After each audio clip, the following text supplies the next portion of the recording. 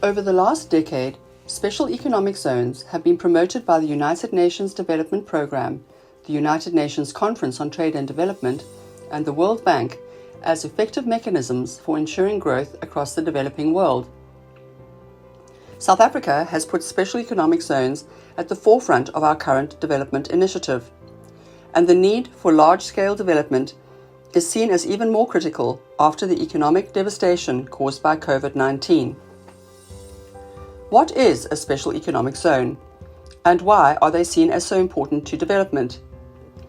Most developing states do not have sufficient industrialization and diversification of their economic bases to ensure long-term sustainable growth. Special economic zones attract foreign and local investment and ensure the processing or beneficiation of raw materials. This is the creation of value chains. SEZ's champion value chains as a way of states in the global south escaping colonial and imperial economic legacies. African states in particular tend to export primary products or commodities in their raw state, thus with no added value. They then have to import manufactured goods that cost much more. So how do SEZs attract foreign direct investment or FDI? The zones are geographically distinct areas of land set aside for large-scale industrial and manufacturing development. To attract such investment, certain tax breaks and incentives are put in place by government. In South Africa, in 2014, a new Special Economic Zones Act was passed with huge incentives for investment. These include slashed corporate tax from 28 to 15%, customs and VAT concessions, as well as water and energy subsidies. SEZs also have special regulations to control labour. Strikes are not permitted within the zones, and labour must sign contracts with both the operator and investing companies to ensure that there are no disruptions to production. This restricts labour from being able to claim economic rights if these are violated. SEZs have been criticised for exploiting cheap labour to make corporate profits, especially in China and in Chinese-run zones. However, the benefits of SEZs are seen to outweigh the negative effects. The creation of local to global value chains and the development of technological innovation in line with the Fourth Industrial Revolution are key to the popularity of SEZs in the global south.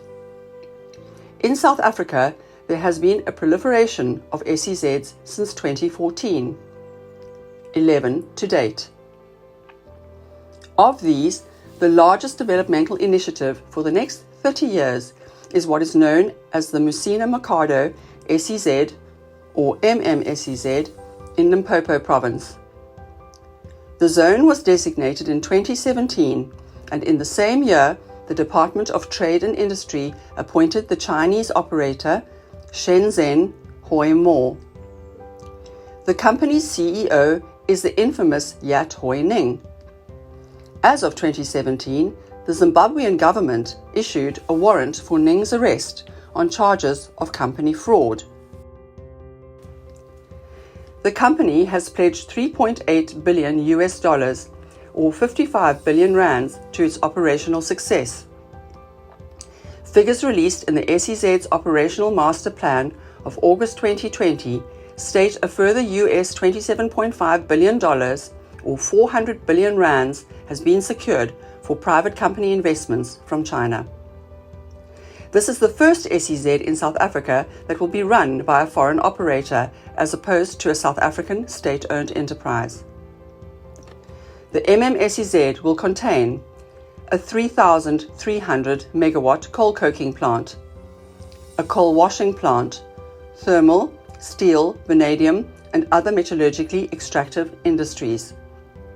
Most of these are red flag carbon dioxide emitters. Musina Makhado SEZ is therefore a dirty energy mega project. The proposed SEZ runs against South Africa's just transition commitments to move away from coal-fired energy. Yet, it is being endorsed as a way to kickstart development in Limpopo province and as a way to link South and Southern Africa to China's ambitious Belt and Road Initiative. The first high-level environmental impact assessment, or EIA, was released for public comment in September 2020, and the final EIA was submitted to government in February 2021. The EIA shows many of the weaknesses of SEZs and mega projects throughout the developing world. It makes vague promises about how the negative environmental impacts can be managed or mitigated, and states that job creation for locals make the zone worthwhile. It must be said that any SEZ can offset negative impacts. For example, clean energy like solar can be used. Equally, if employment creation does favour locals, the SEZ could benefit both local communities and the national economy. Unfortunately, the history of SEZs shows that long-term job creation is often not forthcoming. In the MMSEZ, this is most likely to be the case, as most long-term employment will need to be specialised and highly skilled. There is just not enough time to upskill locals for these positions, as this would take decades. It would also require massive commitments by government to educate local youth. In January 2021, the Limpopo Economic Development Agency, LEADER, gave information at a public online meeting that the SEZ would provide between 20 to 25,000 long-term jobs to locals. Strangely, 2 weeks later, the final EIA was released and the number of jobs had risen to a whopping 53,800.